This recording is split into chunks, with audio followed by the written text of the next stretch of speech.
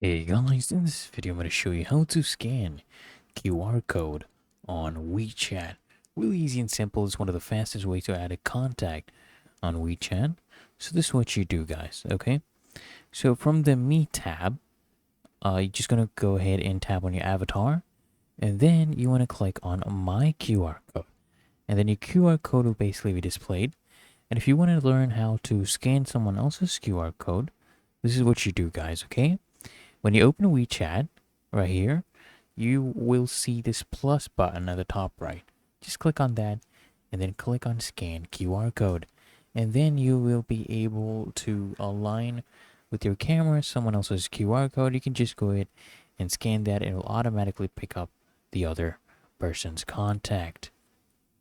So it's really that easy and simple, guys. So I hope this video provided value to you.